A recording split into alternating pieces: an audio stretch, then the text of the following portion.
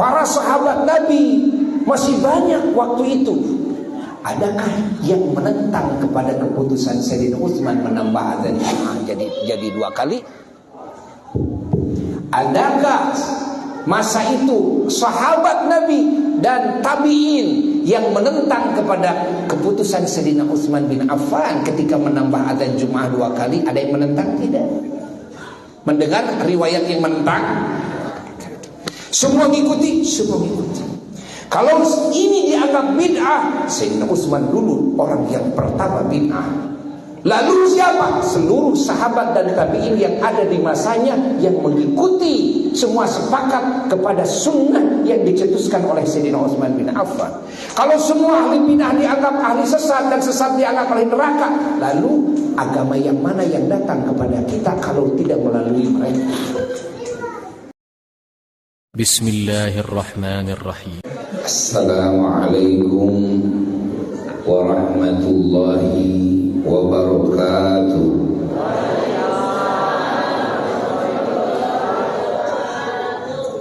Alhamdulillah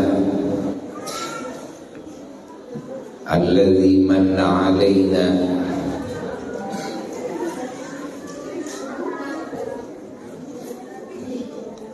bi anwa'in ni'am allati la tuhsa wa anwa'il minan allati la tustaqsa, khususan bi ajaliha wa a'zamiha wa akramiha wa ashrafiha wa aqdamiha wa akmaliha wa atammiha wa ashmaliha wa atyabiha wa anwariha wa afdaliha wa a'laha wa aghlaha wa ahlaha wa abqaha. Ala wa huwa wujudu nabiyyi wa habibi wa rasuli wa safiyyi wa kalimi wa khalili, insani ainil wujud wa sabab fi kulli mawjud, sahibil liwa'il ma'bud wal hawdil mawrud wal maqamil mahmud wa imamir ruka'is sujud wa habibil ma'bud wa ashrafi kulli walidin wa ashrafi kulli mawlud, sayyidina wa nabiyina wa habibina wa syafi'ina wa azimina wa karimina wa khatibina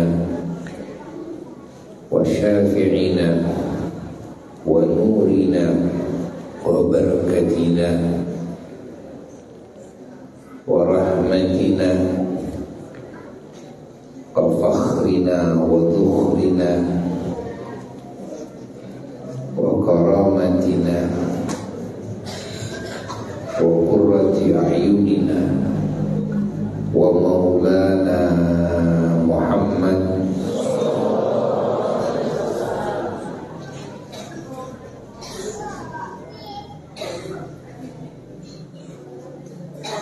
والدين القويم والصراط المستقيم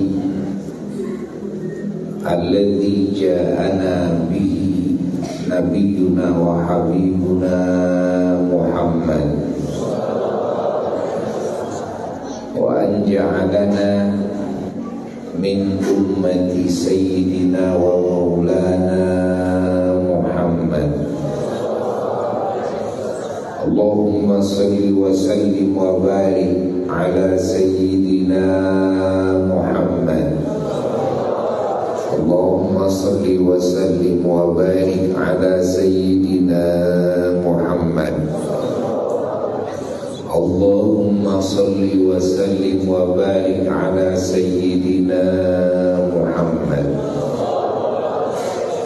الفاتح لما أغلق والخاتم لما سبق والناصر الحق بالحق والهادي إلى صراطك المستقيم صلى الله عليه وعلى آله وأصحابه حق قدره ومقداره العظيم ولا حول ولا قوة إلا بالله العلي العظيم أما بعد فيا عباد الله أوصيكم خصوصا أوصي نفسي بتقوى الله فقد فاز المتقون.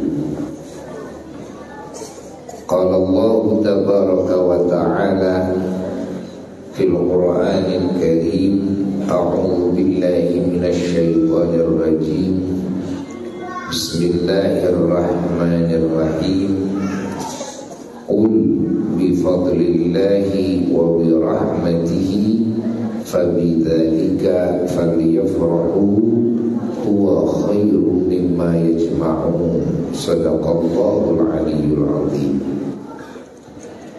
Para jamaah yang mulia, wabil khusus para ulama, para da'i ila Allah, para muallimin, para murabbin yang sangat dimuliakan, yang sangat diagungkan, terkhusus keluarga besar Ikatan para Dai Aswaja sekecamatan Ibun, Kabupaten Bandung, yang malam ini merupakan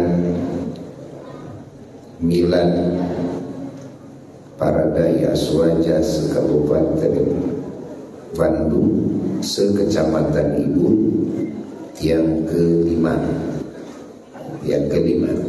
sekaligus serah terima jabatan dari ketua yang terdahulu kepada ketua yang baru.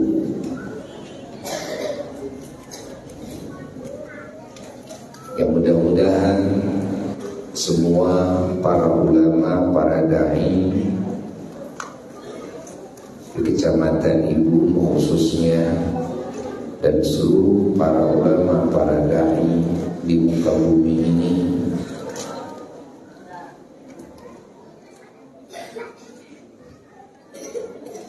oleh Allah Subhanahu wa ta'ala dijaga dari segala kejelekan, dijauhkan dari segala fitnah, dipanjangkan usianya semuanya, dan juga dilimpahi keberkahan dan rahmat dari Allah.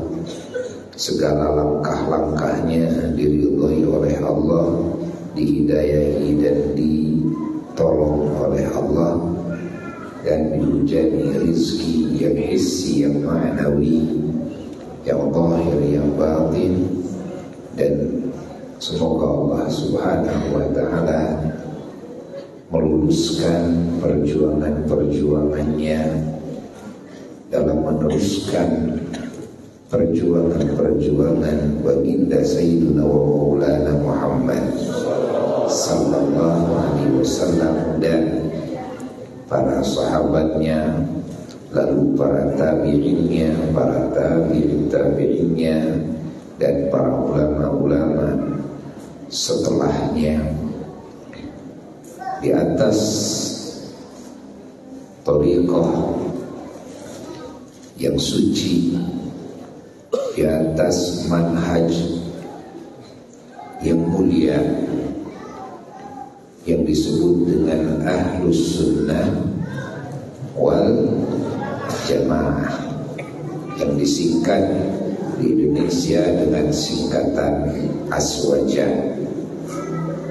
Aswaja adalah Ahlus Sunnah wal Jamaah, yang mana sengaja mengungkapkan label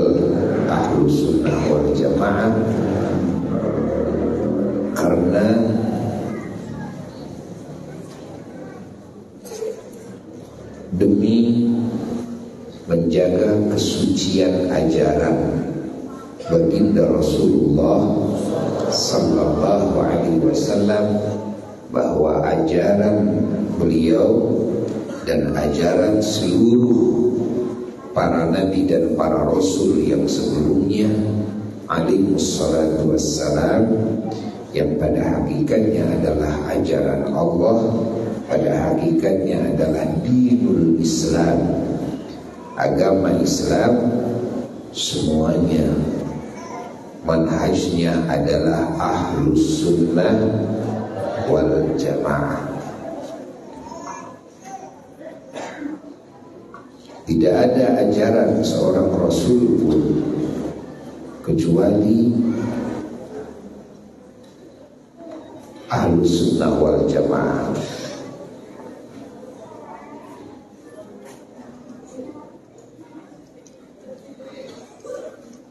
Namun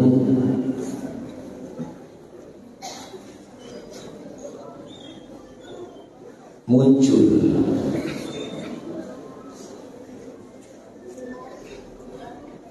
yang mengatasnamakan Islam, yang mengatasnamakan Quran dan Sunnah, yang mengatasnamakan Allah dan Kangjeng Nabi Muhammad sallallahu alaihi wasallam, yang mengatasnamakan para sahabat, para tabi'in, para tabi'in, yang mana beliau adalah salaf. Namun pemikiran-pemikirannya, thariqahnya, manhajnya, ada yang keluar dari manhaj ahlus sunnah wal jamaah. Maka pemikiran inilah yang merusak nama baik agama Islam, yang merusak nama baik Al-Quran dan Sunnah.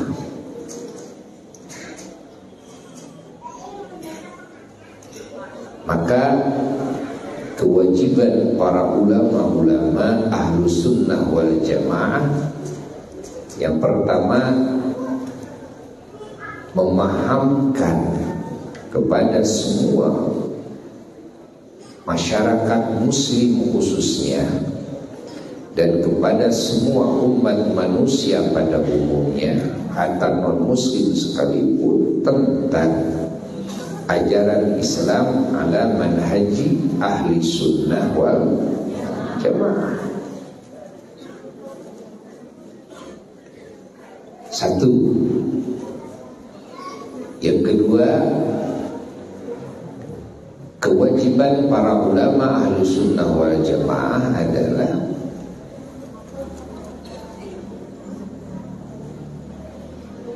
membentengi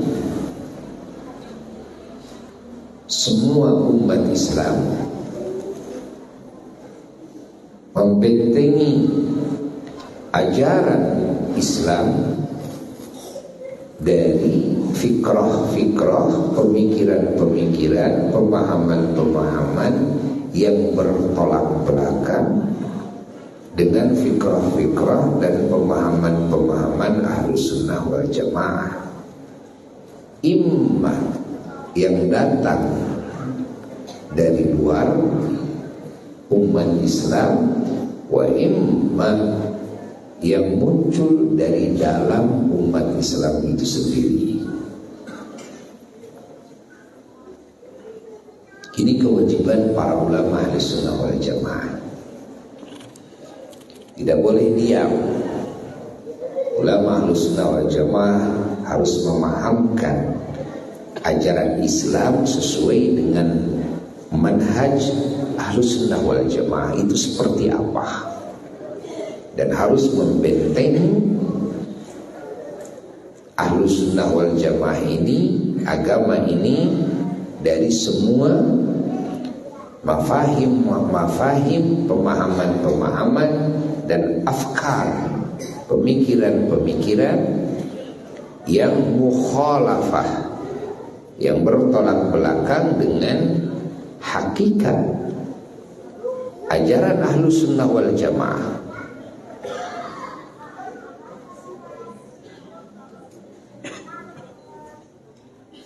Alhamdulillah, para ulama-ulama Ahlus Sunnah wal Jamaah di berbagai negara bangkit karena sudah masuk kepada hukum darurah, hukum darurat, sehingga para ulama bangkit berbicara.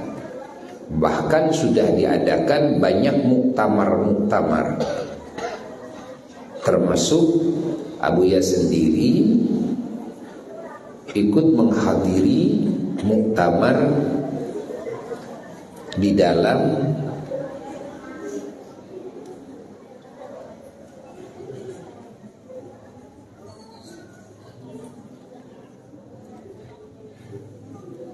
mendefinisikan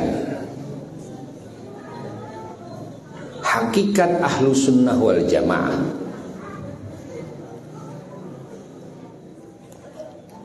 Bersama para tokoh-tokoh, para ulama dari berbagai negara. Waktu itu diadakan di CES-nya, silakan dibuka di YouTube, muktamar CES-nya. Itu Buya ikut hadir di situ, perwakilan dari Indonesia, dari Asia.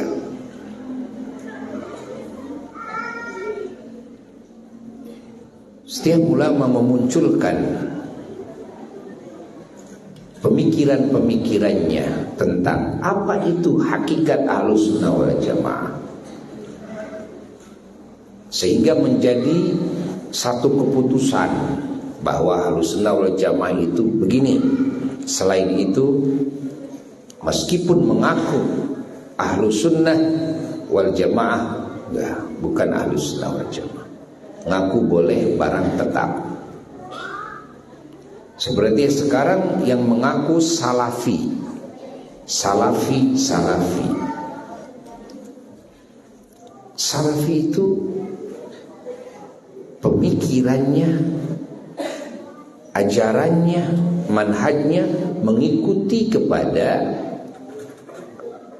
manhajnya para sahabat dan para tabi'in dan para tabi'it tabi'in. Karena yang disebut salaf adalah para sahabat, para tabi'in dan tabi'it tabi'in.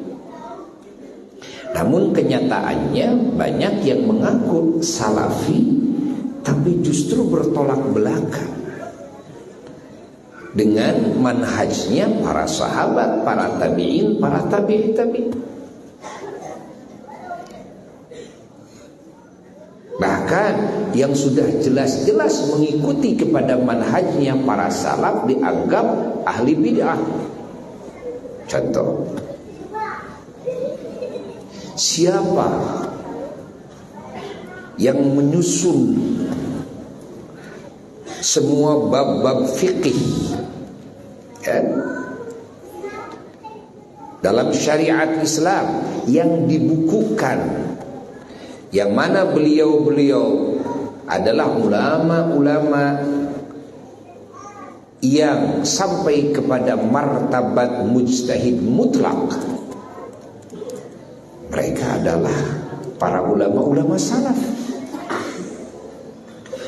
Imam Abu Hanifah, Imam Nu'man bin Thabit, Imam Hanafi masyhurnya, beliau adalah tabi'in. Imam Malik bin Anas bin Malik bin Abi Amir al-Asbahi atau madhab Imam Maliki,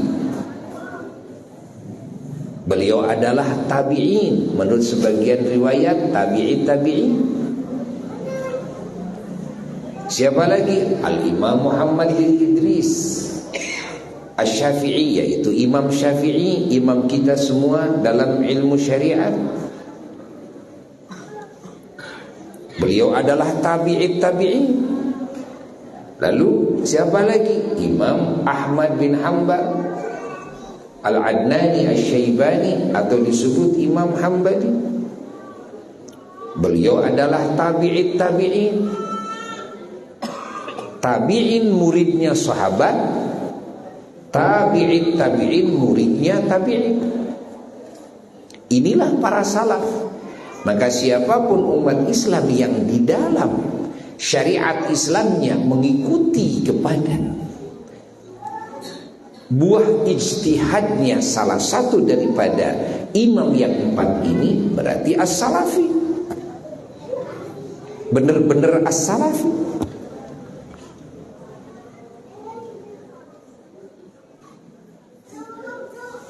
Malah yang mengikuti madhab sekarang dianggap bid'ah.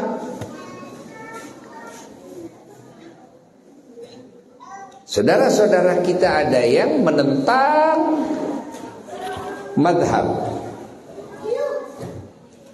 menentang taklid kepada para imam-imam mujtahid yang 4 ini. Mengaku bahwa dirinya mengikuti Quran dan Sunnah secara langsung, yang ini padahal mustahil terjadi. Mustahil terjadi. Kenapa mustahil terjadi? Karena bagaimana mungkin kita sebagai muslim yang awam bisa mengenal kandungan Al-Quran, termasuk hukum-hukum yang Allah cetuskan di dalam wahyunya,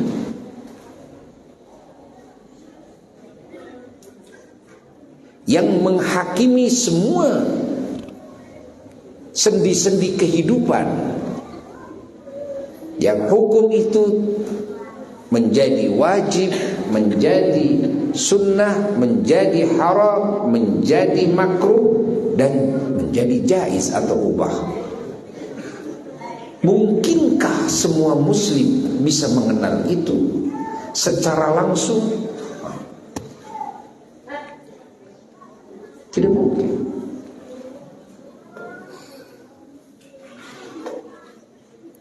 Begitu pula kepada sunnah yang sangat banyak sekali.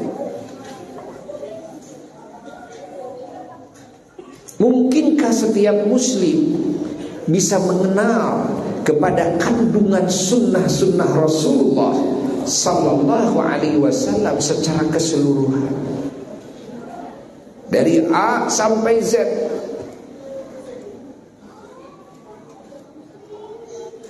Yang mana semua sunnah Nabi adalah sebagai tibyanan, sebagai bayan, sebagai penjelasan kepada kandungan-kandungan Al-Quran, di mana kita tidak akan bisa mengetahui kandungan Quran secara terperinci kecuali melalui sunnah. Mengenal sunnah Rasulullah Sallallahu Alaihi Wasallam tentunya wajib bagi setiap yang ingin menjalankan ibadah kepada Allah Ta'ala. Karena tidak mungkin kita mengambil dasar hanya Quran saja tanpa sunnah. Sementara sunnah ini harus dikaji dulu. Mana sunnah yang masuk kepada sahih mutawatir hukumnya, mana sunnah yang masuk kepada sahih tanpa mutawatir hukumnya, ya. Mana sunnah yang masuk kepada hasan hukumnya, mana sunnah yang masuk kepada dhaif hukumnya, mana sunnah yang keluar dari itu masuknya kepada maudhu hukumnya, mana yang sahih mutawatir yang mujma' alaih yang diijma'kan oleh semua ahli hadis, mana yang mukhtalaf fih, yang diikhtilafkan. Begitu pula di dalam sunnah yang sahih, ada yang sahihnya disepakati oleh semua muhaddisi, ada yang sahihnya diikhtilafkan. Begitu pula di dalam hasan dan dhaif. Hatta dalam hadis maudhu, kita tidak bisa menentukan ini hadis maudhu secara mutlak. Nah, ada yang maudhunya diikhtilafkan. Sebagian ahli hadis menganggap hadis ini maudhu, sebagian lagi enggak, ini sampai derajat dhaif, tidak sampai masuk kepada maudhu. Lalu yang akan dijadikan rujukan dalil-dalil untuk menetapkan segala permasalahan yang berkaitan dengan akidah, yang berkaitan dengan keimanan, dasarnya harus Al-Quran, dasarnya juga harus sunnah yang sahih plus mutawatir. Pahami? Lalu di dalam menetapkan hukum halal dan haram, wajib dan haram di dalam urusan fikih, dasarnya adalah harus hadis-hadis yang sahih.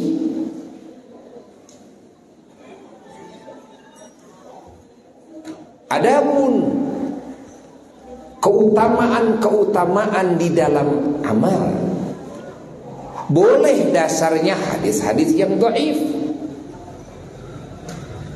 Hadis yang dhaif bisa menjadi referensi dan dalil bagi fadailul a'mal, keutamaan-keutamaan amal, bagi hikayat dan kisah-kisah sejarah, bagi nasihat-nasihat, targhib dan tarhib, bebas, silakan untuk memompa masyarakat agar rajin ibadah dengan hadis dhaif, agar masyarakat takut daripada maksiat dengan hadis-hadis yang dhaif, silakan. Dan ini disepakati oleh para ulama ahli hadis dan para fuqaha, seperti yang dijelaskan oleh Imamul Muhadditsin Al-Imam Abu Zakaria Yahya bin Syaraf An-Nawawi, Imam Nawawi radhiyallahu ta'ala, dan imam-imam yang lainnya. Mungkinkah orang awam muslim, apalagi bukan orang Arab, mengenal ini? Tidak. Al-Quran dan Sunnah bilisanin Arabiyyin mubin, dengan lisan Arab yang jelas.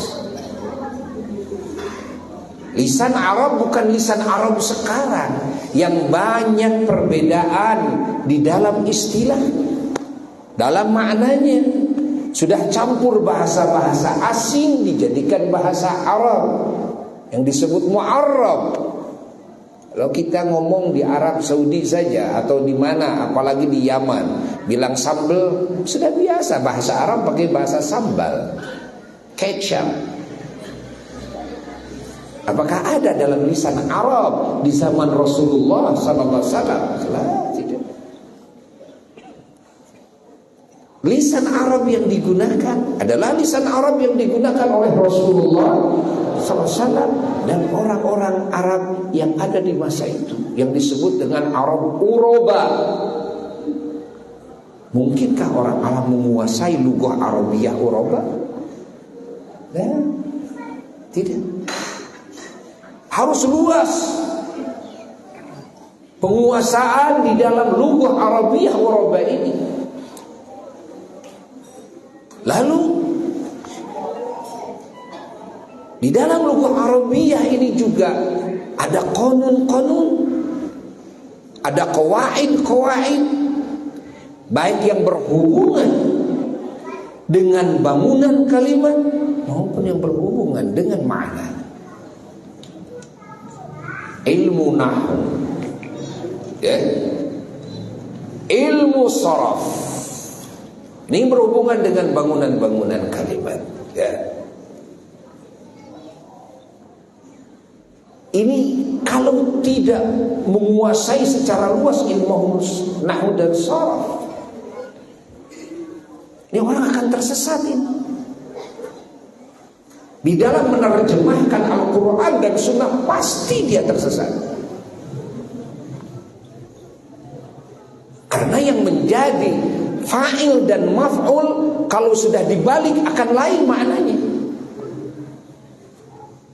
Otomatis mau dijadikan apa nanti? Apakah dijadikan fa'il atau dijadikan maf'ul, naibul fa'il? Orang tidak tahu fi'il fa'il, maf'ul, naibul fa'il. Bagaimana mungkin bisa mengeluarkan hukum dari Quran dan Sunnah yang mana hukum ini akan dijadikan, ya, imam dalam ibadah? Bagi orang awam tidak mungkin. Ditambah lagi dari sisi makna. Dari sisi makna ada ilmu balaghah, ada ilmu bayan di dalamnya, ilmu majaz, ada ilmu badi' di dalamnya, ada ilmu ma'ani di dalamnya, lalu juga ada ilmu mantik, lalu Al-Quran dan Sunnah juga. Ini berkaitan dengan mustalahat.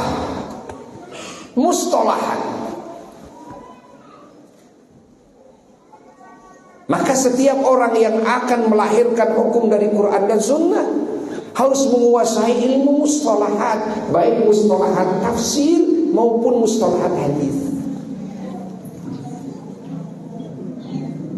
Masya Allah. Yang ini tentunya oleh orang awam nggak mungkin bisa dikuasai. Dari sisi dirayah, dari sisi riwayat, mengenal para rawi-rawi hadis yang ribuan jumlahnya. Mana rawi-rawi yang thiqah, yang terpercaya, mana rawi-rawi yang diragukan, kan, keterpercayaannya. Ini harus dikuasai, dihafal.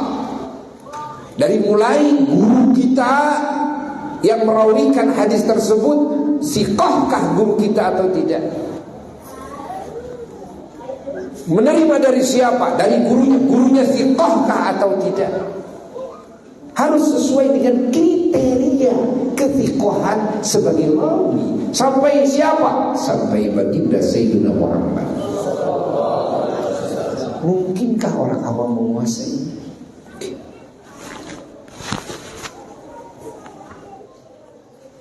Tidak mungkin. Mengenal tafsir, bagaimana tafsiran para sahabat Nabi tentang ayat ini, tentang kalimat ini, semuanya dalam Quran. Bahkan tafsiran sahabat Nabi tentang hadis-hadis Rasulullah sallallahu alaihi wasallam yang tidak lazim menurut kebiasaan di dalam lughah Arabiyah. Karena Nabi kadang-kadang menggunakan lughah Arabiyah memakai lahjahnya orang Yaman. Kadang memakai lahjahnya orang Irak, kadang memakai lahjahnya, kan, orang Palestina, kadang memakai lahjahnya orang, seperti itu. Sehingga para sahabat menafsirkan sabda-sabda Rasulullah sallallahu alaihi wasallam yang tidak lazim, tidak biasa. Mengenal asbabun nuzul di dalam ayat-ayat Quran, sebab-sebab turunnya ayat ini bagaimana. Kenapa? Karena untuk mengenal hukum nanti, kan, Jangan sampai berbenturan dengan asbabun nuzul. Harus tahu sebabnya ayat ini turun, bagaimana kejadiannya, bagaimana. Untuk menetapkan qadiyah, ketetapan hukum yang menghakimi berbagai hawadits, kejadian-kejadian dalam sendi kehidupan manusia, ya. Apa ini jadi wajib, apa ini jadi sunnah, apa ini jadi haram, apa ini jadi makruh, apa ini jaiz. Harus mengenal itu. Di dalam hadis mengenal asbabul wurud, sebab-sebabnya datangnya hadis ini. Mungkinkah bagi orang awam menguasai ilmu ini? Hatta orang Arabnya sendiri, Masya Allah, sulit untuk menguasai ilmu ini.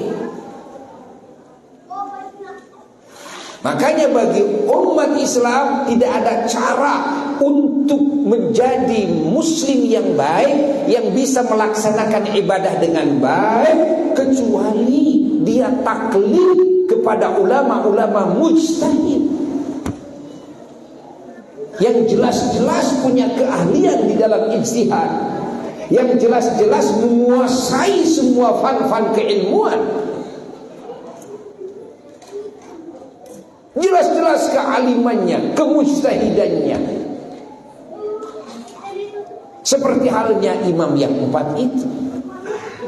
Dan ternyata martabat kemujtahidan itu martabat ada mutlak, yang mutlak, kan? Ada yang muqayyad. Yang mutlak bagaimana? Dari mulai usul sampai furu, semua pokok-pokok di dalam syariat Islam sampai cabang-cabangnya ini mutlak namanya, seperti imam yang 4. Ada yang muqayyad, nggak bisa keseluruhannya kecuali cabang-cabangnya doang. Ini disebut dengan mujtahid furu. Bahkan ke bawahnya furu juga ada furu lagi, yakni far'ul far'i, furunya furu, cabangnya cabang. Bahkan kebanyakan ulama saja, ulama kebanyakannya adalah muqallid. Tingkatan ulama aja kebanyakan muqallid. Kenapa? Ulama itu jujur. Kalau merasa dirinya tidak mampu kepada martabat mujtahid, dirinya gak ada jalan kecuali taklid kepada yang mampu.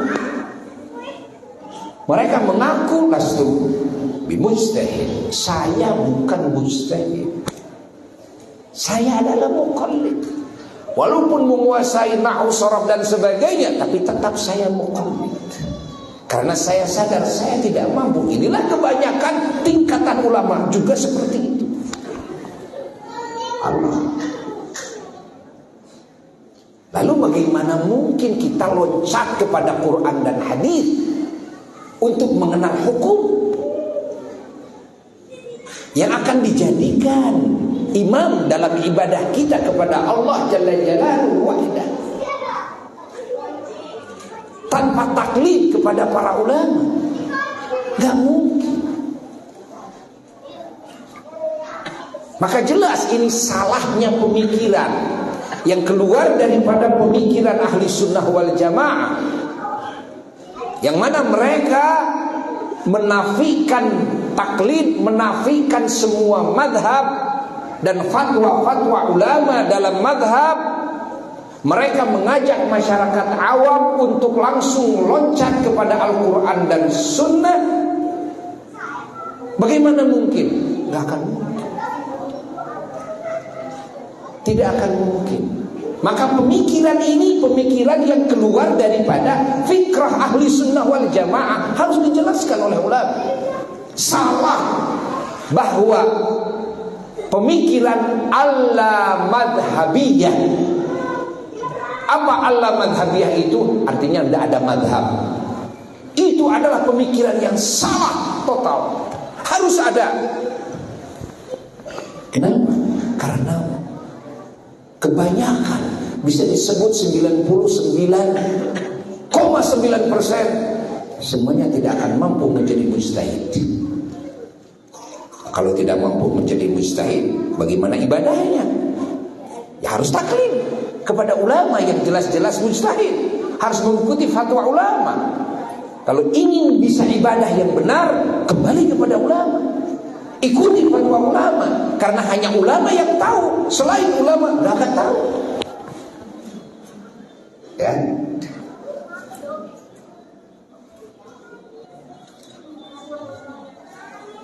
Dan pemikiran Allah madhabiyah, yakni tidak ada madhab, ini adalah pemikiran yang suudzon kepada ulama-ulama mujtahid.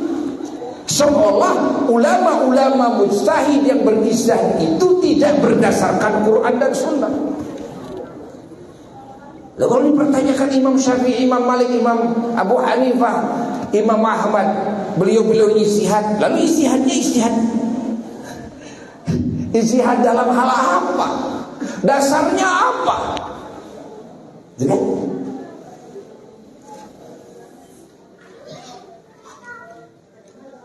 sehingga terjadi penghinaan dan pelecehan kepada para ulama.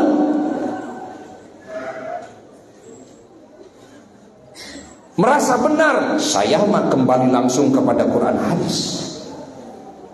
Ente mah hanya kepada Syekh Nawawi Banten, ente kepada Imam Muhammad Syata' An-Dibyati hanya I'anatul Thalibin, ente kepada Imam Zainuddin Fathul Mu'in, ente kepada imam. Saya mau langsung kepada Quran dan Sunnah. Kan merasa benar seperti itu, padahal pemikiran Anda salah. Kalau Anda merasa benar langsung dari Quran, dari Sunnah, saya mau tanya tentang nahwnya, tentang sorofnya, tentang balaghahnya, tentang asbabun nuzulnya, tentang nasih mansuhnya, tentang sejarahnya, tentang mampukah Anda menjawab pertanyaan saya? Kalau tidak mampu, lalu ibadah Anda dasarnya apa? Kalau Anda tidak mampu, hafalkah Quran secara keseluruhan dengan semua fan-fan keilmuan yang berkaitan dengan ilmu Quran tersebut? Belum qiraah asyarah, bacaan Quran yang 10, yang mana perbedaan qiraat ada yang mengakibatkan perbedaan arti, lalu ada yang mengakibatkan perbedaan buah ijtihad. Karena ulama ini dan ngambil maknanya begini dari bacaan Qur'annya yang begini. Ya ulama ini kan ngambil bacaan Qur'annya memang begini, bacaannya berbeda. Sementara bacaan Quran ada 10 bacaan yang semuanya sanadnya sampai kepada Rasulullah SAW. Sementara yang dibaca Al-Quran di muka bumi ini kan hanya satu jalur.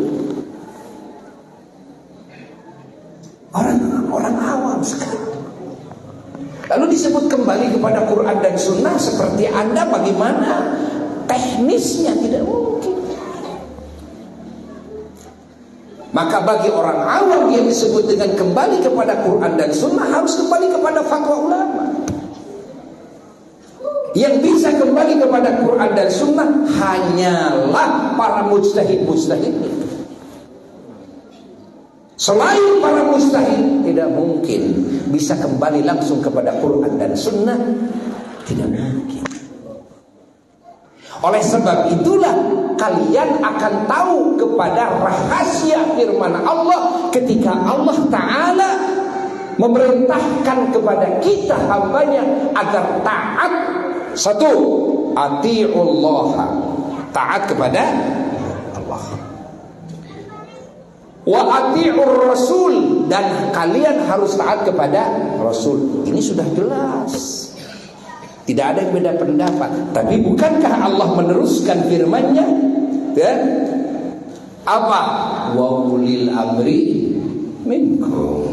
Kalian juga harus taat kepada ulil amri. Siapa ulil amri? Uli amriddin. Ulil amri itu uli amriddin. Ini yang mengurus urusan agama. Siapa? Adalah ulama. Pahami? Jadi harus taat kepada ulama. Ya, harus taat kepada ulama. Lah, ada perintah Allah harus taat kepada ulama karena Allah Ta'ala yang menakdirkan bahwa kelak akan terjadi. Oleh Allah dikondisikan manusia itu, ya, kebanyakannya nanti tidak akan mampu langsung menguasai ilmu Quran, menguasai ilmu sunnah, kecuali harus kembali kepada fatwa ulama. Inilah hikmah, inilah rahasia yang Allah isyaratkan dalam ayat ini. Taat kepada ulama itu wajib. Taklid kepada para ulama-ulama mujtahid itu wajib. Benar bahwasanya taklid kepada ulama-ulama bagi setiap orang yang sudah sampai martabatnya kepada martabat mujtahid, haram hukumnya. Tapi bagaimana bagi orang-orang yang tidak sampai kepada martabat mujtahid? Menjadi wajib taklid. Lalu lihat oleh kita, berapa persen umat Islam yang bisa sampai kepada martabat mujtahid? Jangankan mujtahid mutlak, mujtahid furu'. Berapa persen sih? 0, sekian persen. Jangankan orang seperti kita, Imam Ghazali saja mengaku tidak mungkin di zaman kami, kata Imam Ghazali, di zaman Imam Ghazali, gitu kan, tahun 500-an, belum begitu jauh lah dengan zamannya Rasulullah SAW. Imam Ghazali saja, di zaman Imam Ghazali mengaku tidak mungkin ada orang yang bisa sampai kepada martabat mujtahid di zaman kami ini, mujtahid mutlak. Dan sampai Imam Ghazali mengaku seperti itu. Dan Masya Allah, sebagian ulama mengatakan illa bi tariqil kashfi, kecuali dengan cara kasyaf. Kalau cara kasyaf mungkin saja sampai kepada mujtahid mutlak. Kenapa? Karena kasyaf, dikasih ilmu mukasyafah oleh Allah sehingga mengenal kepada hakikat yang dikehendaki oleh Allah dengan wahyunya, hakikat yang dikehendaki oleh Rasulullah SAW dengan sunnah-sunnahnya.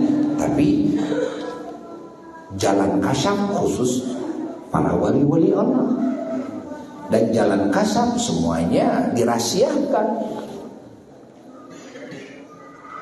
karena tidak bisa diketuai oleh orang-orang awam, orang-orang umum, sehingga tidak bisa dijadikan rujukan, ya? Yang bisa dijadikan rujukan, ya? Yang makul semuanya, yang secara zahir semuanya, nasab keilmuannya jelas secara zahir semuanya. Adapun yang dengan cara ilmu rahasia, cara kasyaf, tidak bisa dijadikan rujukan, hanya buat beliau-beliau sendiri, ya. Tuh. Fahami oleh kita semuanya. Nah, ini sekarang terjadi pemikiran-pemikiran seperti itu. Tapi mereka mengatasnamakan Quran dan hadis, sehingga banyak orang-orang awam yang tertipu. Dianggapnya benar dari Quran dan hadis, tapi ternyata dalam memaknai Quran dan hadis dangkal. Karena kedangkalannya ini akhirnya bertolak belakang dengan natijah hasil keputusan ijtihad para ulama. Bahkan yang berbentrok, banyak yang berbentrokan dengan yang sudah diijmakan oleh para ulama sedunia ini. Malah dianggapnya para ulama yang hasil keputusan ijma sedunia, dianggapnya karena bertolak belakang dengan Quran menurutnya, bertolak belakang dengan hadis-hadis sahih menurutnya. Lalu ulama ini dianggap salah aja semuanya. Yang benar kami, karena kami langsung dari Quran dan Sunnah. Apakah ulama yang mengijmakan dan bukan dasar Quran dan Sunnah? Allah. Inilah perlunya label aswajan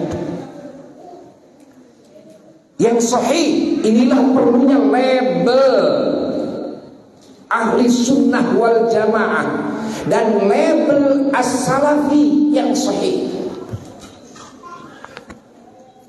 Maaf, mau tanya Buya kepada semuanya. Di sini kalau azan Jum'ah 2 kali apa 1 kali? 2 kali. 2 kali. Siapa yang menambah azan Jum'ah jadi 2 kali? Di zaman Rasulullah SAW 1 kali, zaman Sayyidina Abu Bakar 1 kali, zaman Sayyidina Umar 1 kali. Yang menambah adalah Sayyidina Utsman bin Affan ketika menjadi khalifah. Sayyidina Utsman bin Affan radhiyallahu ta'ala, siapa beliau? Sahabat yang senior. Siapa beliau? Bagian daripada Khulafaur Rasyidin. Siapa beliau? Adalah orang yang menduduki satu kedudukan yang mendapatkan jaminan dari baginda Rasulullah SAW. Fa'alaikum bisunnati wa sunnatil khulafa'ir rasyidin. Ya, kalian semua harus mengikuti sunnahku dan kalian semua harus memegang teguh kepada sunnah khulafa'ur rasyidin min ba'di, setelahku, dan al-mahdiyyin yang mendapatkan hidayah. Addu 'alaiha bin nawajid, kata Nabi, kalian harus menggigitnya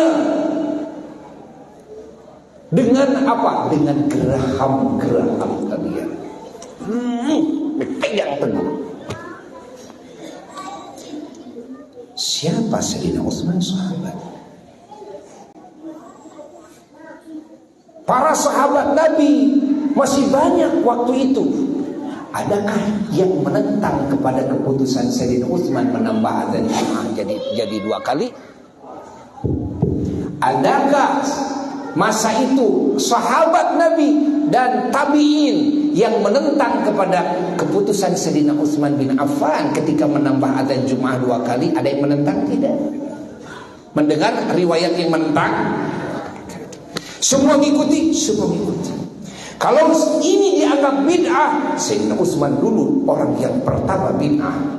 Lalu siapa? Seluruh sahabat dan tabi'in yang ada di masanya yang mengikuti, semua sepakat kepada sunnah yang dicetuskan oleh Sayyidina Utsman bin Affan. Kalau semua ahli bid'ah dianggap ahli sesat dan sesat dianggap ahli neraka, lalu agama yang mana yang datang kepada kita kalau tidak melalui mereka?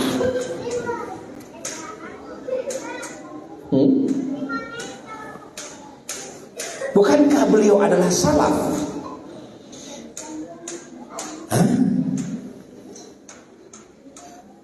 Faham tidak? Faham? Begitu pula yang membaca Quran dengan mushaf yang ada sekarang, yang itu disusun oleh sahabat dari mulai Sayyidina Abu Bakar Siddiq sampai disempurnakan di zaman Sayyidina Utsman bin Affan. Di zaman Nabi tidak ditulis, di zaman Nabi tidak dibukukan Al-Quran itu, tapi di zaman Nabi ada di dada-dadanya para sahabat. Ini sudah bid'ah lagi. Nabi tidak mencontohkan. Tapi bukankah beliau ini sahabat? Bukankah tidak ada yang berbeda pendapat semuanya? Kalau ini dianggap bid'ah, dolalah, finnar, semuanya di neraka dan sesat. Lalu agama yang mana yang sahih yang datang ke kita yang tidak melalui beliau-beliau?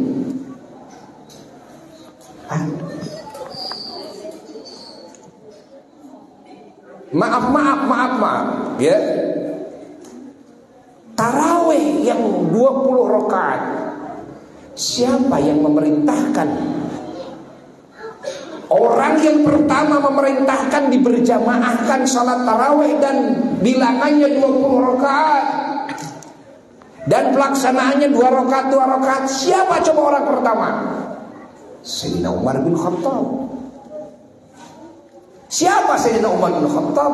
Mertuanya Rasulullah, sahabatnya Rasulullah yang senior, yang pemikirannya malah sering sama dengan wahyu Allah. Setelah Sayyidina Umar mencetuskan satu pemikiran, datang wahyu Allah yang menyamainya. Mencetuskan satu pemikiran, datang wahyu Allah yang menyamainya. Mencetuskan pemikiran, datang wahyu Allah yang menyamainya. Yang punya gelar Al-Fatih Al-Thani, sang pembuka, ya? Sang pembuka. Ya, ini pembuka apa? Ini pembuka kemenangan-kemenangan bagi umat Islam. Pembuka, yakni tembusnya dakwah ke berbagai penjuru dunia. Yang kedua setelah Rasulullah SAW, Sayyidina Umar bin Khattab radhiyallahu ta'ala. Berapa banyak kerajaan yang takluk di tangannya, lalu semuanya memeluk Islam. Siapa Sayyidina Umar bin Khattab, Khalifah Rasulullah SAW yang kedua? Adakah para sahabat saat itu yang masih banyak sahabat senior dan tabi'in, murid-murid para sahabat yang sangat banyak sekali yang menentang keputusan Sayyidina Umar? Ada enggak? Enggak pernah dengar. Nah, kalau disebut 20 rakaat bid'ah dan bid'ah adalah adalah finnar, Sayyidina Umar dulu orang pertama yang melakukan bid'ah dan ahli neraka, dan semua sahabat dan tabi'in pada saat itu yang semuanya setuju kepada beliau. Lalu dalam madhab yang 4 sama juga seperti itu, tidak ada yang berani mengingkarinya. Kalau semua disebut ahli dhalalah, ahlun nar, agama yang mana yang sahih yang datang kepada kita kalau bukan melalui beliau-beliau? Nah, ini pemikiran. Belum berbicara pengamalan, baru berbicara apa? Pemikiran. Karena dalam pengamalan soal kalian sholat taraweh, mau 20, mau 8, mau 2, mau tidak masalah. Semua sepakat kok sholat taraweh sunnah. Benar gak? Yang dibahas bukan masalah itu, tapi masalah fikrah, pemikirannya ini. Anda punya pemikiran yang salah kalau Anda menuduh bahwa yang 20 rakaat adalah bid'ah adalah dhalal finnar. Artinya Anda menuduh semua yang pemikirannya seperti itu ahli neraka semua. Siapa yang memulainya? Sayyidina Umar. Nah, kalau sudah Sayyidina Umar ahli neraka, para sahabat saat itu semua dianggap ahli neraka. Anda mau masuk surga mendahului Sayyidina Umar? Inna lillahi wa inna. Masalah ini dalam pemikirannya, bukan masalah pengamalannya. Kenapa? Karena yang mengibarkan bendera 20 rakaat juga tetap kadang-kadang dia tidak tarawih sewaktu-waktu. Benar enggak? Benar enggak? Kadang-kadang sekeburunya, keburu cuma 2 rakaat, ya udah 2 rakaat, kan? Tidak berbicara masalah pengamalan. Pertama-tama dari fikrah, dari pemikiran. Karena pemikiran kalau salah bisa lebih berbahaya daripada pengamalan. Bisa saja sholat kita yang bagus menjadi hancur sia-sia gara-gara satu pemikiran yang salah, su'ul adab kepada para sahabat, su'ul adab kepada para ulama, menuduh bertolak belakang dengan Rasul. Kalian akan diadili di hadapan Allah, diadili kalian, disidang dengan semua sahabat, tabi'in yang dianggap oleh Anda ahli bid'ah, ahli dhalalah. Mampukah Anda nanti menjawab di hadapan Allah? Ini fikrah, pemikiran ini. Itulah ahli sunnah wal jamaah. Ahli sunnah wal jamaah adalah thariqah dakwah yang birrahmah, penuh dengan kasih sayang, penuh dengan hub, penuh dengan kesabaran. ketika menghadapi orang yang menentangnya, bahkan yang memusuhinya, selalu dengan sabar, selalu tetap mengedepankan kasih sayang, ya. Selalu juga tetap menjaga ukhuwah, menjaga persaudaraan. Tidak gampang menganggap bahwa Anda ahli bid'ah, Anda ahli neraka, Anda musyrik. Lah, kalau sudah musyrik, Anda halal darahnya, saya bunuh tidak masalah, saya ambil hartanya tidak masalah. Seperti sekarang yang terjadi, Muslim membunuh sesama Muslim. Terjadi sekarang di mana? Terjadi dulu, terjadi di Saudi Arabia. Dulu 300 tahun yang lalu. Di mana lagi? Terjadi sekarang baru-baru ini. Di mana? Di Syria. Terjadi baru-baru ini di mana? Di Yaman. Tahukah Anda? Termasuk masuk ke Indonesia. Bom sana, bom sini. Mereka dengan senang hati membom saudaranya muslim. Apalagi yang non muslim lebih berani lagi. Kenapa? Karena kepada saudaranya muslim sudah tidak menganggap muslim lagi. Kenapa? Gara-gara tawassul dianggapnya musyrik. Allah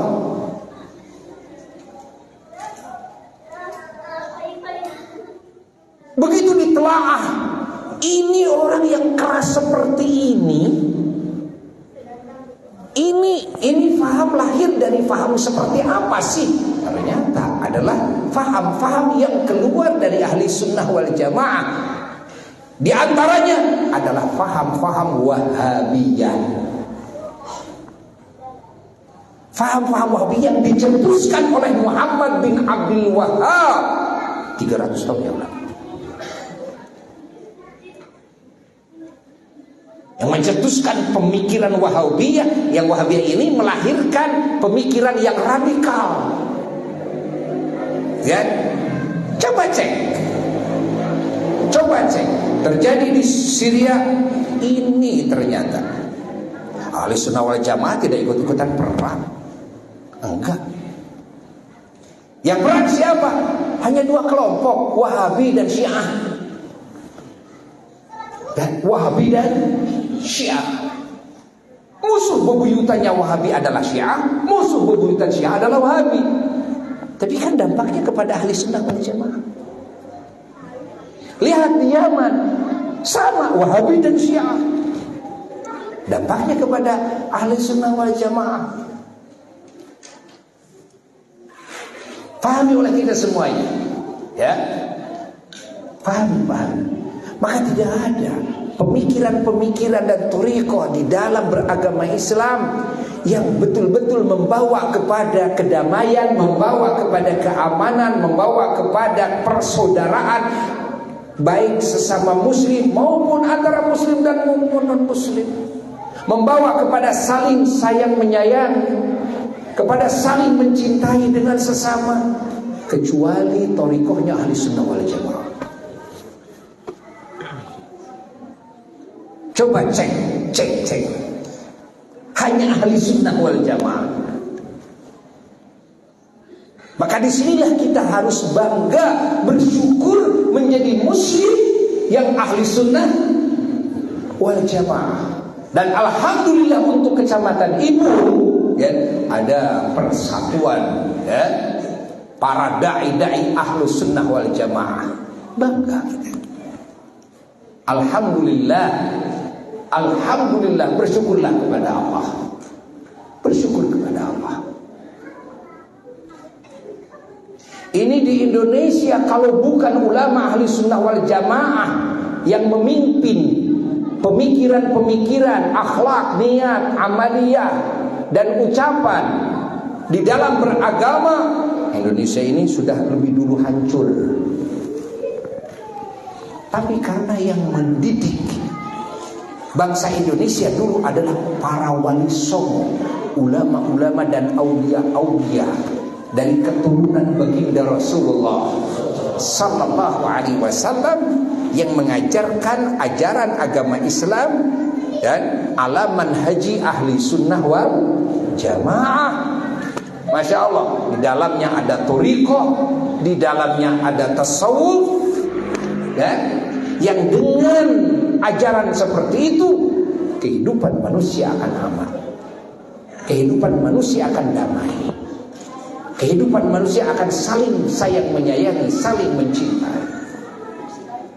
Masya Allah, saling dukung mendukung. Buktinya Indonesia negara besar, pulaunya 17.000 pulau. Masya Allah, agamanya banyak agama, mana peperangan? Mana peperangan di Indonesia? Sehingga sampai saat ini negara-negara lain memperhatikan Indonesia. Indonesia lah yang sukses mengamalkan ajaran Islam yang rahmatan lil alamin. Bangga kita. Bangga kita. Negara-negara yang lain itu kan ingin seperti kita. Ingin seperti kau banyak umat beragama yang berbeda-beda, kau bisa aman ya? Kok bisa saling mencintai? Karena muslimnya mengikuti kepada thariqah ahli sunnah wal jamaah. Kalau ada yang keras, yang radikal, ingat, ketahuilah itu adalah thariqah di luar ahli sunnah wal jamaah. Perhatikan, lihat ajarannya. Tidak percaya, lihat ajarannya. Bagaimana ajaran tasawuf dalam ahli sunnah wal jamaah? Bagaimana ajaran thariqah dalam ahli sunnah wal jamaah? Adakah tasawuf dan thariqah di luar ahli sunnah wal jamaah? Enggak, dianggapnya bid'ah dhalalah. Allah. Maka kita bersyukur kepada Allah. Nah, pada malam ini, di majlis yang agung ini, di malam Jumat yang agung ini, di tempat yang agung ini, Abu ya hadir tengah-tengah kalian semua, mengajak kepada semuanya untuk bersyukur kepada Allah. Bersyukur apa? Satu, bersyukur dengan wujudnya Kangjeng Nabi Muhammad. Salah, dua, bersyukur dengan ajaran Kangjeng Nabi Muhammad sallallahu alaihi wasallam ala manhaji ahli sunnah wal jamaah. Ini kebahagiaan kita semuanya, dan ini harus terus diperkuat. Dan alhamdulillah untuk Kecamatan Ibun, para da'inya bersatu. Ini juga hal yang sangat disyukuri. Kita harus bersyukur semuanya.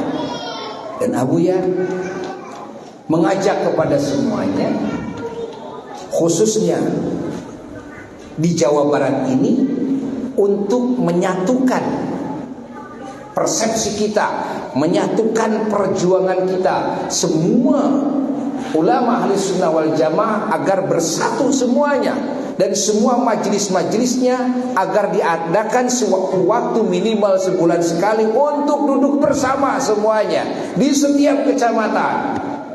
Dia membangun sengaja namanya Majelis Taklim Bersatu, yang disingkat dengan MTB. Untuk apa Majelis Taklim Bersatu dibentuk? Setelah istikharah, setelah melewati berbagai fase-fase yang tadinya asalnya kekhawatiran umat Islam terkena virus-virus dan bakteri-bakteri, pemikiran-pemikiran yang memicu kepada permusuhan, memicu kepada buruknya akhlak, memicu kepada busuknya ucapan, memicu kepada jahatnya perbuatan. Yang ini akan mencoreng-moreng nama baik agama Islam itu sendiri, akan mencoreng-moreng nama baik muslimin, akan mencoreng-moreng nama baik Kangjeng Nabi Muhammad, sangat-sangat mencoreng-moreng nama baik Al-Quran dan Sunnah. Bagaimana ini caranya? Tidak ada yang lain, caranya harus bersatu semuanya, kumpul sewaktu-waktu, tampil para ulama-ulamanya, Buya hanya ingin mendorong saja. Ya, ingin mendorong saja. Sumedang sudah dibangun banyak kecamatan, lalu di Bandung juga sudah dibangun banyak kecamatan. Terus ingin se-Jawa Barat, lalu nanti se-Indonesia kita bersatu padu semuanya, sehingga negara kita dan bangsa kita itu damai. Dan mereka menonton yang di luar sana, apa yang mereka tonton, betapa agungnya, betapa indahnya, betapa unggulnya, betapa wanginya, betapa terpujinya ajaran Kanjeng Nabi Muhammad. Bukankah dulu di zaman Nabi kita menyebarkan dakwah dan para sahabat mereka berbondong-bondong masuk kepada ajaran Islam bukan karena takut pedang Nabi, tapi karena apa? Karena mereka melihat hakikat kesempurnaan ajaran yang diajarkan oleh baginda Rasulullah. Begitu indah. Di zaman kita tidak bisa langsung memponis orang yang membenci Nabi, orang yang mengkarikaturkan Nabi dengan hal-hal yang buruk, orang yang menghina Nabi, orang yang menghina Quran, menghina Islam. Kita tidak bisa langsung menganggap ini orang ini benci Rasul, ini orang ini benci agama secara menyendiri, istiqlal. Enggak. Kenapa? Boleh jadi dia benci kepada Nabi karena melihat kita yang menyimpang dari ajarannya, sehingga mereka menganggap ini ajaran Nabi Muhammad. Kok buruk begini? Bom sana bom sini, hina sana hina sini. Di medsosnya menceritakan, mengungkap aib si A, aib si B, tapi mengaku mereka sebagai muslim, pengikut Nabi Muhammad, mengikuti Quran, mengikuti sunnah. Ini yang disebut muslim. Ini yang mengikuti Quran, ini yang mengikuti Nabi Muhammad. Akhirnya mereka dengan kemarahannya muncul penghinaan kepada Quran, penghinaan kepada Islam, penghinaan kepada Nabi Muhammad SAW. Sehingga cara terbaik ketika ada yang menghina kita, ada yang menghina Quran dan Nabi Muhammad SAW adalah ini merupakan PR bagi kita semua, tantangan bagi semua ulama, bagi semua umat Islam, bagaimana mengklarifikasinya. Gak ada cara mengklarifikasinya kecuali kita dan umat Islam semuanya harus betul-betul mengikuti kepada langkah-langkah Kanjeng Nabi Muhammad, akhlaknya Kanjeng Nabi Muhammad, dengan sebaik-baiknya, yang begitu agung, yang begitu terpuji. Pernahkah kita menemukan akhlak yang diajarkan oleh Nabi cacat, tercela? Pernahkah kita menemukan niat-niat yang diajarkan oleh Nabi, niat-niat yang buruk, busuk? Pernahkah kita menemukan amal-amal yang Nabi ajarkan, yang Nabi contohkan, amalnya adalah zalim, amalnya adalah busuk? Pernahkah kita menemukan ajaran Nabi kita dalam ucapan-ucapannya busuk? Lalu kita sebagai muslim dan umat baginda Rasulullah SAW, kadang-kadang niat kita busuk, akhlak kita tercela, ucapan kita busuk, perbuatan kita busuk. Kepada siapa ini kita manut? Kepada siapa kita mengikuti? Mau dinisbatkan kepada Nabi? Mustahil. Dinisbatkan kepada Quran? Mustahil. Dinisbatkan kepada sunnah? Mustahil. Tapi kan orang menonton, kan orang merasakan. Coba kalau orang non muslim, mereka dihina oleh kita, dibuka aibnya oleh kita sebagai muslim, kan? Tanyakan kepada diri kita, apakah perilaku seperti ini ajaran Nabi, akhlak Nabi? Lalu bagaimana nanti perasaan dia? Lalu bagaimana pemikiran dia? Oh, ini umat Islam yang mengikuti ajaran Nabi Muhammad, berarti Nabi Muhammad mengajarkan seperti ini. Kan simpel itu kan? Akhirnya dijadikan senjata. Untuk apa? Untuk lebih menghinakan umat Islam. Umat Islam kita kurang wawasan, kita juga. Kita kurang wacis. kurang mengetahui kepada sebab-sebab mereka marah. Kita langsung menganggapnya mereka menghina Quran, mereka menghina Nabi. Enggak, barangkali mereka itu menghina Quran Nabi karena mereka itu benci sama kita. Kenapa? Karena kita yang tidak baik kepada mereka, karena kita yang memperlihatkan uswah yang sayyi'ah, mau'idhah yang sayyi'ah. Suri toladan harusnya yang hasanah, ini sayyi'ah. Ucapan harusnya mau'idhah hasan, ini sayyi'ah. Jika mengira mereka, oh ini ajaran Nabi Muhammad, ini ajaran Quran, akhirnya mereka menghina Quran, menghina Nabi Muhammad sallallahu alaihi wasallam. Allahumma shalli wa sallim wa barik alaihi wa ala alihi wasallam. Alhamdulillah, ya. Alhamdulillah. Buya mengajak kepada semua, yuk kita bersatu bersama-sama. Ya, Buya ingin mendorong semuanya. Ya, bikin susunan kepengurusannya. Di sini sudah ada pengajian sebulan sekali setiap Sabtu keberapa?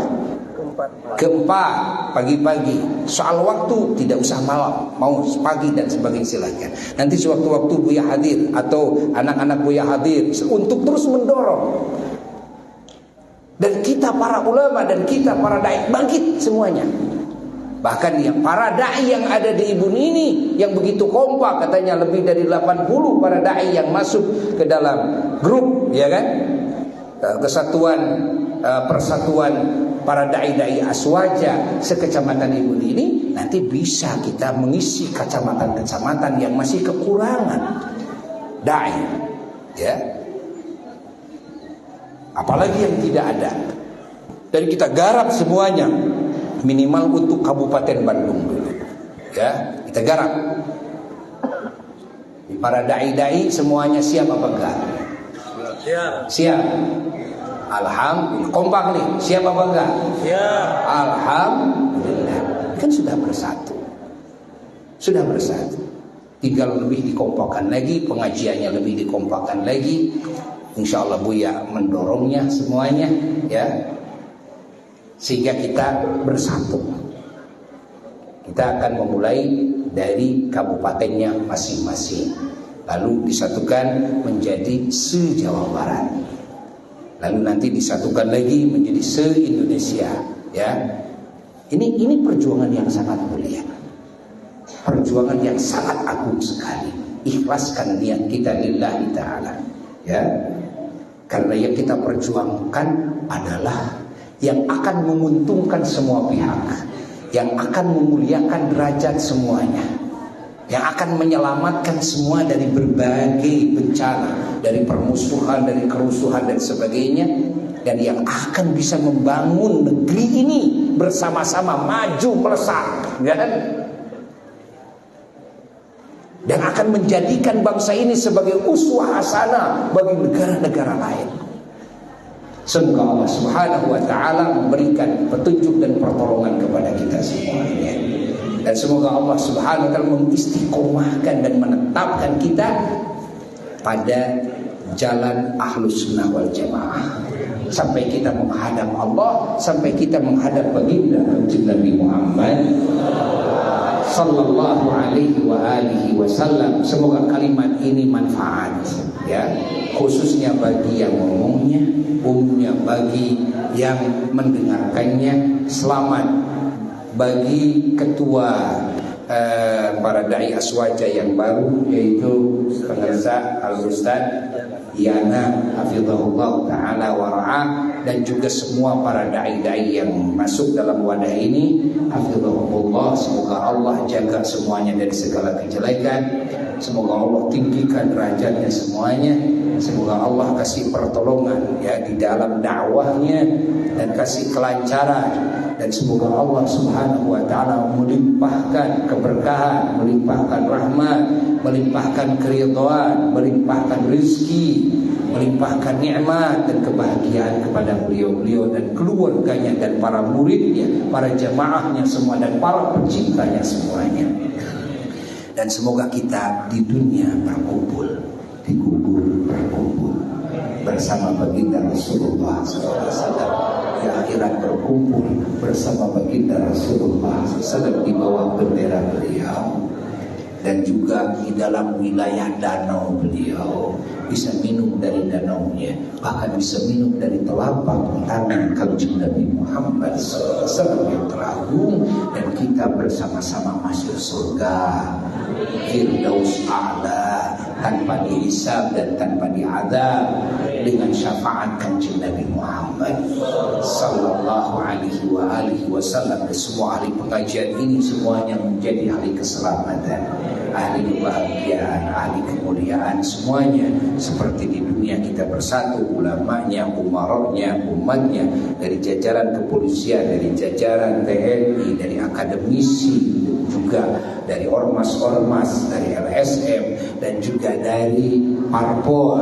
ya, siswa-siswi sekolah, terutama para santri, ya, semuanya alhamdulillah kesatuan ini di dunia semoga menjadi kesatuan di surga semuanya.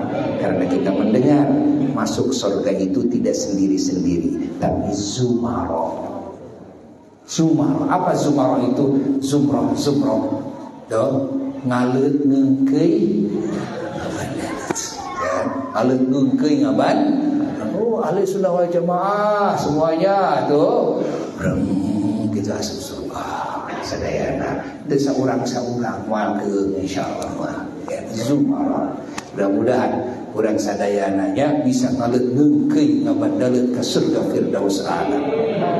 Dengan syafaatnya Rasulullah SAW, segala dosa kita diampuni, semua aib kita ditutupi, semua doa kita dikabulkan oleh Allah, dan kita mendapatkan syafaat dari junjungan alam Sayyidina wa Maulana Muhammad sallallahu alaihi wasallam, wa ila hadratin Nabi Mustafa Rasulullah sallallahu alaihi wasallam. Alhamdulillah wal Fatihah.